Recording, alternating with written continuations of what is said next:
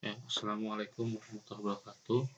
Berjumpa lagi dengan saya dalam materi masih sejarah peminatan. Nah, untuk pelajaran kali ini kita akan membahas tentang sejarah lahirnya Perserikatan Bangsa-Bangsa atau biasa dikenal dengan PBB. PBB ini adalah suatu organisasi yang dibentuk di dunia ini, yaitu yang bertugas untuk menjaga perdamaian, keamanan di dunia yang diikuti oleh hampir seluruh negara yang ada di dunia. Sebetulnya sebelum terbentuknya PBB yang sekarang itu dulu ada sebuah lembaga yang bernama LBB, yaitu singkatan dari Liga Bangsa-Bangsa yang berdiri sejak tahun 1920. Namun Liga Bangsa-Bangsa ini gagal dalam mengemban tugasnya, yaitu menjaga perdamaian dunia. Kenapa? Karena terjadinya Perang Dunia ke-1 pada waktu itu, sehingga LBB atau Liga Bangsa-Bangsa ini dibubarkan.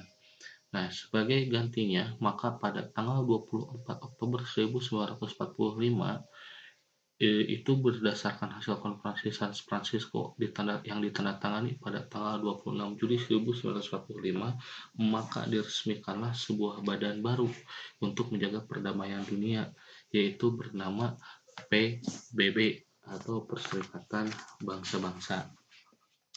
Nah, namun menurut sejarah kelahirannya, PBB Konferensi San Francisco bukan merupakan satu-satunya peristiwa yang melatar belakangi lahirnya suatu piagam PBB gitu ya.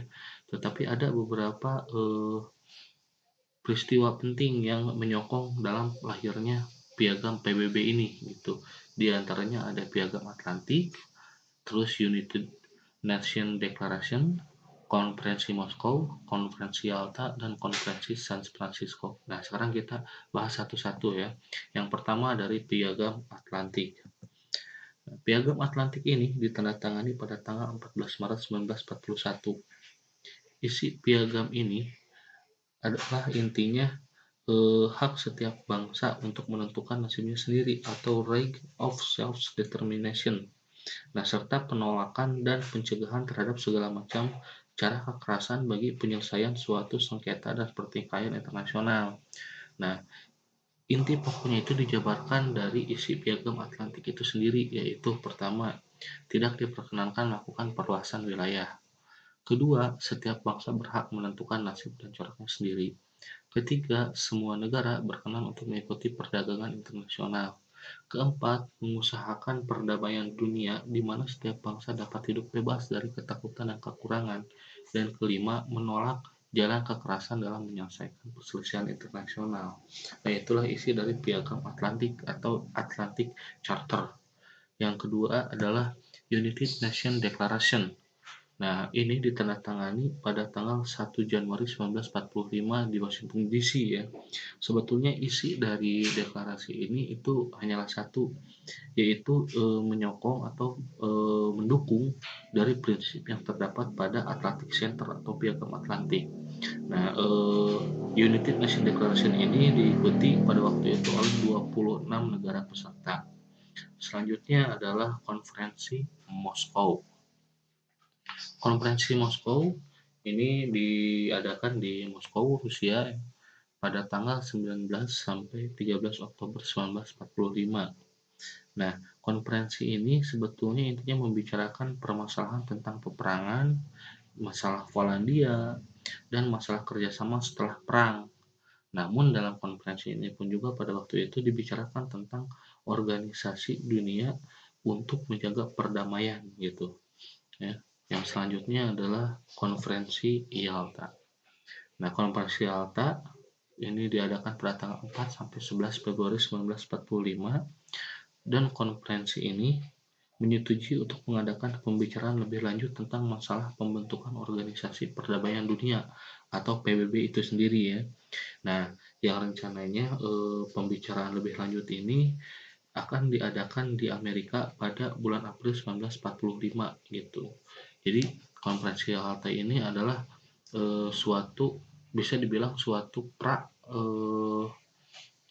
konferensi ya sebelum adanya konferensi di Amerika pada pada bulan April tahun 1945 gitu ya. Selanjutnya, makna atau isi dari piagam PBB itu sendiri ya. Nah, jika dilihat, piagam PBB ini merupakan traktat multilateral, yakni penuangan kesadaran masyarakat internasional dalam memelihara perdamaian dan keamanan secara kolektif. Gitu. Jadi piagam ini secara hukum menciptakan kewajiban yang mengikat bagi semua anggota dari Perserikatan Bangsa-Bangsa itu sendiri gitu. Karena dalam piagam PBB itu sendiri pun juga memuat beberapa ketetapan mengenai hak asasi manusia. Nah, contohnya pada mukadimah piagam tersebut dinyatakan suatu tekad anggota PBB untuk menyatakan kembali keyakinan pada hak asasi manusia, pada martabat dan nilai kemanusiaan, pada persamaan hak antara pria dan wanita, dan antara negara besar dan negara kecil.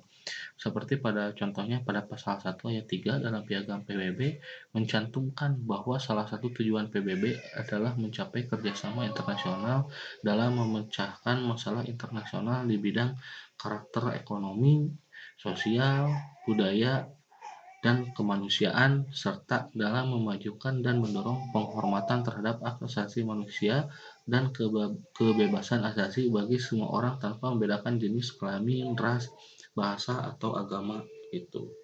Nah, oleh karena itu makna dari piagam PBB ini ada 5 seperti yang ada dalam PowerPoint ini. Pertama, bangsa-bangsa diharapkan hidup berdampingan secara damai. Kedua, bangsa yang satu tidak boleh memaksakan kehendaknya kepada bangsa yang lain. Ketiga, bangsa-bangsa tidak boleh mencampuri urusan dalam negeri bangsa lain. Jadi kalau urusan dalam negeri bangsa lain biarkan aja bangsa itu sendiri yang menyelesaikannya gitu, kecuali bangsa tersebut meminta bantuan kepada Perserikatan Bangsa-Bangsa untuk menyelesaikan gitu. Jadi harus ada izin dulu gitu ya. Yang keempat, yaitu bangsa-bangsa wajib menghormati kedaulatan bangsa lainnya. Gitu. Yang kelima, bangsa-bangsa diharapkan dapat saling menghormati dan bekerja sama atas dasar persamaan dan kekeluargaan. Nah, itu ya. Nah, sedangkan tujuan dari didirikannya PBB itu sendiri adalah pertama, menjaga keamanan dan perdamaian dunia, melindungi lingkungan, membina pembangunan ekonomi dan sosial, memajukan dan mendorong serta menghormati hak asasi manusia, lalu adanya bantuan kemanusiaan seperti bencana alam, kelaparan, konflik bersenjata dan lain sebagainya gitu. Nah, itu dari tujuan PBB itu sendiri. Nah, untuk mencapai tujuannya, PBB itu membentuk organisasi-organisasi khusus PBB. Di antaranya ada FAO. Nah, FAO yaitu suatu organisasi yang bergerak dalam bidang pangan ya. Nah, FAO ini didirikan pada tanggal 16 Oktober 1945 dan bermarkas di Roma, Italia.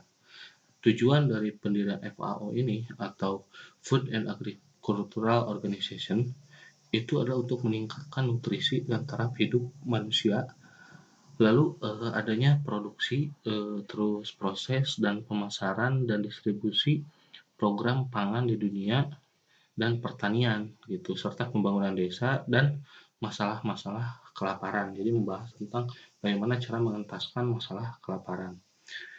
Yang kedua adalah United National Education, Scientific, dan and Cultural Organization, yaitu disingkat menjadi UNESCO. Itu didirikan pada tanggal 16 November 1945 dan bermarkas di Paris, Prancis. Tujuan dari UNESCO ini adalah mendukung perdamaian dan keamanan dunia, tapi dengan cara pendidikan, yaitu dengan cara mempromosikan kerjasama melalui pendidikan dan keilmuan serta kebudayaan, di mana suka ada yang namanya itu program warisan budaya UNESCO gitu. Seperti contohnya beberapa di Indonesia itu sudah masuk dalam warisan budaya itu sendiri, contoh Candi Borobudur dan lain sebagainya gitu. Yang selanjutnya adalah International Monetary Fund atau IMF. Nah, IMF ini didirikan pada tanggal 27 November 1945 dan bermarkas di Washington, Amerika Serikat. Tujuannya adalah bertanggung jawab dalam mengatur sistem finansial global atau dunia dan menyediakan pinjaman kepada anggota-anggotanya untuk membantu masalah keseimbangan keuangan dalam negerinya. Jadi contoh, kalau misalkan Indonesia itu pernah pinjam ke IMF ya ketika terjadi krisis moneter.